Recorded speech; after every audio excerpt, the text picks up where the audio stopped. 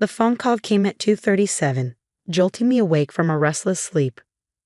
My hand trembled as I reached for the device, already knowing something was wrong. The caller ID showed my brother's name, and in that moment, I knew my life was about to change forever. "Sarah," his voice cracked, "you need to come home. Now." My name is Elena Martinez, and I had spent the last decade building a life far away from the toxic family dynamics that had defined my childhood. A successful environmental lawyer in Seattle, I had carefully constructed boundaries that kept me at a safe distance from the chaos that always seemed to swirl around my family.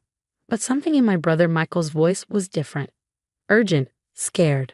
By the time I arrived at my parents' house the next afternoon, the tension was suffocating. My mother sat rigidly on the living room couch, her hands clasped so tightly her knuckles were white. My father stood by the window, his back turned to everyone. And there, looking almost defiant, was my sister-in-law, Vanessa. "I don't know what you're all so worked up about," she said, her voice dripping with false innocence. Michael pulled me aside, his voice a harsh whisper. "It's about Grandma Elena's trust fund, the one she left specifically for you. Our grandmother had been more than just a relative. She was the glue that had held our family together, the one person who truly understood the complexities of our lives.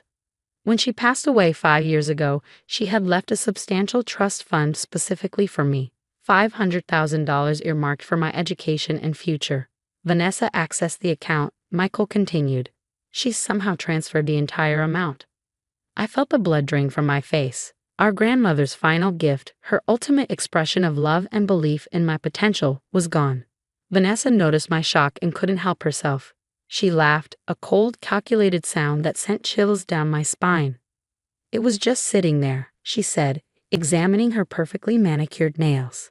"Michael and I have expenses, a new house, car payments. It's not like you were using the money."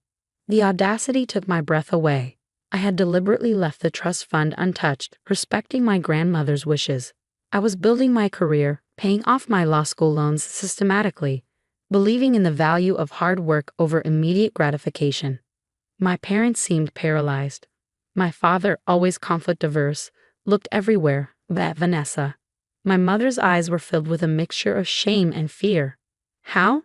I managed to ask, my legal training already clicking into investigative mode. Vanessa shrugged. "I'm Michael's wife. I had access to some of his financial documents. The bank didn't ask too many questions. What she didn't know was that I had been preparing for potential family betrayals my entire life. My grandmother had taught me to always have a backup plan, to document everything, to be 3 steps ahead." The day I returned to Seattle, I made 3 critical phone calls. The first was to Mr. Harrison, the family's longtime attorney who had helped draft my grandmother's will. "Elena," he said after I explained the situation, "I suspected something might be happening. I've been tracking some unusual communications about the trust fund." The second call was to the bank's fraud department. The third was to a private investigator I had worked with on previous cases. While Vanessa celebrated her ill-gotten gains, believing she had successfully stolen my inheritance, I was meticulously building a case that would not just recover the money, but expose her complete betrayal. My grandmother hadn't just left me money. She had left me a legacy of resilience, of strategic thinking, of never allowing myself to be a victim. "This isn't over," I whispered to myself, looking out over the Seattle skyline. Not by a long shot. Little did Vanessa know, every document she had forged, every communication she had made, was about to become evidence in what would become the most significant legal battle our family had ever seen. The trust fund wasn't just about money. It was about respect. About honoring my grandmother's memory. About proving that integrity matters more than short-term gains. And I was just getting started. Would you like me to continue with the next part of the story?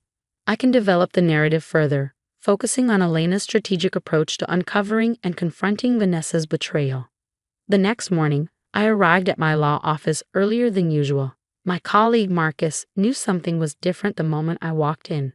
The determined set of my jaw, the carefully organized file folder in my hand, everything screamed that I was preparing for battle.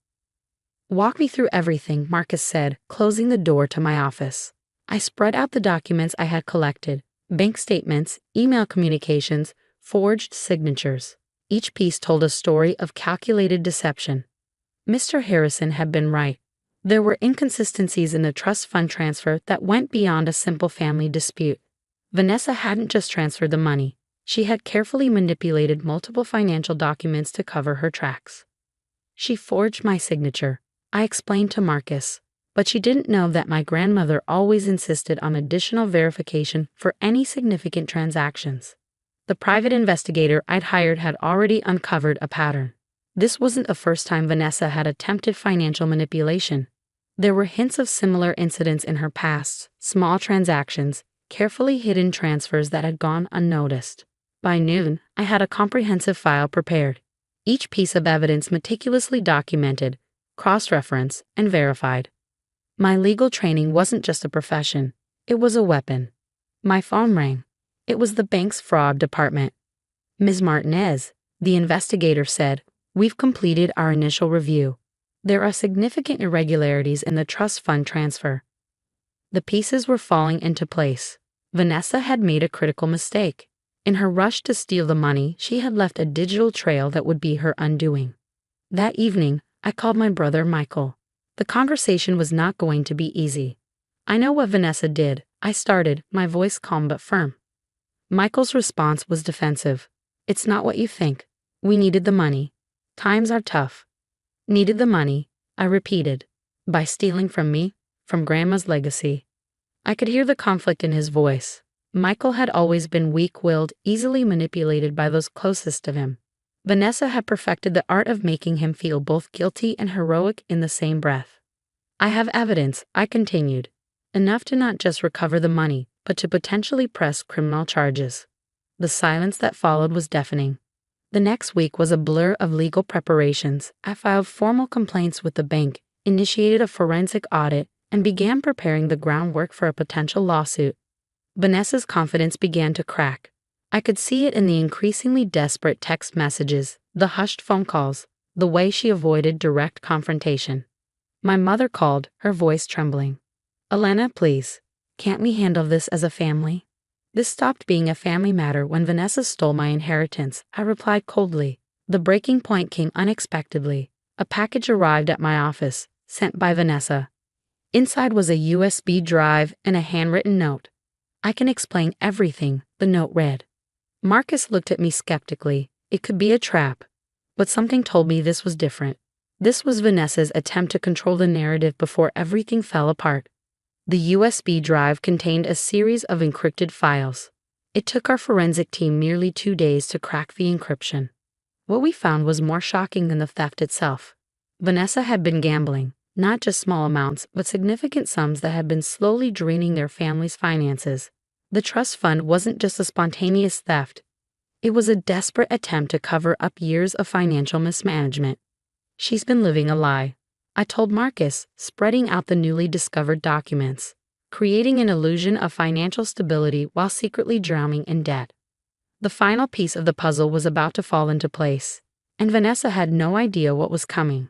My phone rang. It was the bank's senior investigator. "Ms. Martinez," he said, "we're ready to proceed with a formal investigation. Everything you've provided confirms our suspicions." I looked out my office window, watching the Seattle rain create intricate patterns on the glass. This wasn't just about recovering money anymore. This was about exposing a truth that had been hidden for far too long. Vanessa thought she had won. She thought a quick transfer and a few forged documents would be enough to steal my inheritance. She was wrong. Dead wrong. Would you like me to continue with the final part of the story where the full extent of Vanessa's betrayal is revealed and Elena takes her final strategic action? The courtroom was silent, tension thick enough to cut with a knife. Vanessa sat rigid, her perfectly composed exterior beginning to crack under the weight of the evidence. Mr. Harrison presented the documentation with surgical precision. Bank records, forensic analysis, digital footprints, each piece of evidence a devastating blow to Vanessa's fabricated story. Not only did my client's sister-in-law illegally transfer $500,000 from a protected trust fund, Mr. Harrison stated, but she has systematically engaged in financial fraud spanning multiple years. The turning point came when the bank's lead investigator testified. Digital forensics revealed a complex web of financial deception. Vanessa hadn't just stolen my trust fund. She had been running an elaborate scheme of financial manipulation for years. My brother Michael sat with his head in his hands, the weight of his wife's betrayal crushing him. Vanessa's lawyer attempted to negotiate, but the evidence was overwhelming. The judge's expression made it clear this was beyond a simple family dispute. "Ms. Reyes," the judge said, addressing Vanessa directly, "you are facing multiple charges of financial fraud, forgery, and theft." When the verdict came, it was decisive. Complete restitution of the stolen funds, additional financial penalties, and potential criminal charges.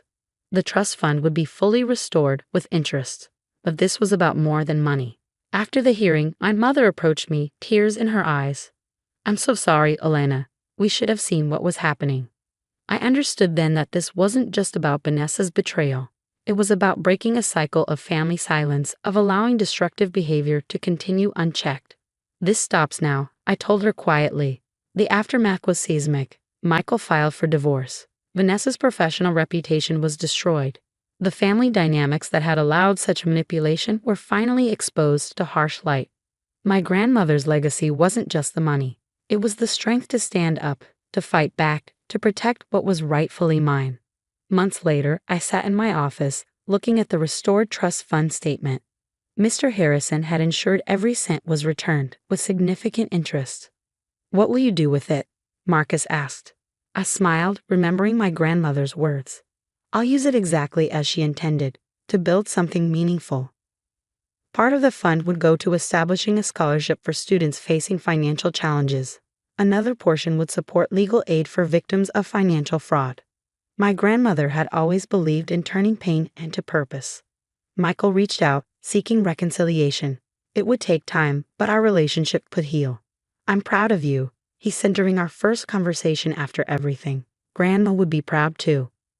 The trust fund sat in a secure account, no longer just money, but a symbol of resilience, of fighting back, of maintaining integrity when it would have been easier to give up. Vanessa's final attempt to contact me came through a mutual acquaintance, a desperate plea for understanding. I declined to respond. Some betrayals are beyond explanation. As the Seattle sunset painted my office in warm hues, I thought about my grandmother. She had prepared me for this moment my entire life, not just with financial security, but with the courage to stand up for myself. The legacy wasn't just about the money. It was about never becoming a victim, about turning pain into power, about proving that integrity always wins,